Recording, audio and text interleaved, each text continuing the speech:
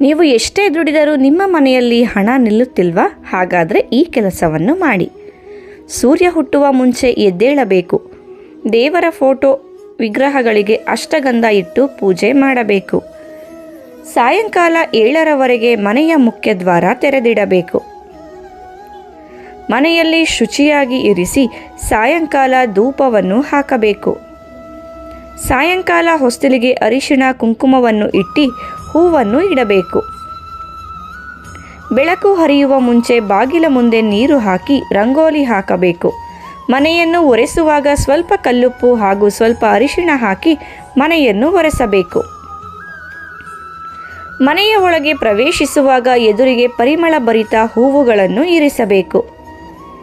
ಮನೆಯ ಬಾಗಿಲ ಸುತ್ತಮುತ್ತ ಮುಳ್ಳಿನ ಗಿಡಗಳು ಹಾಗೂ ಪೊದೆಗಳು ಇರದ ಹಾಗೆ ನೋಡಿಕೊಳ್ಳಬೇಕು.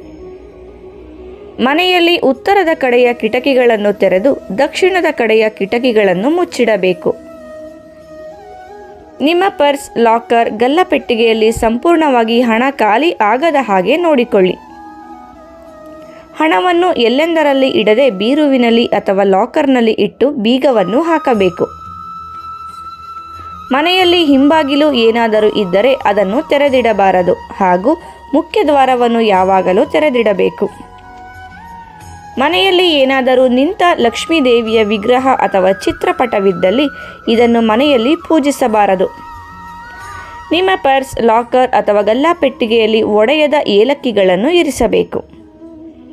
ಉಪಯುಕ್ತ ಮಾಹಿತಿಯೊಂದಿಗೆ ಮತ್ತೆ ಭೇಟಿಯಾಗೋಣ. ಧನ್ಯವಾದಗಳು.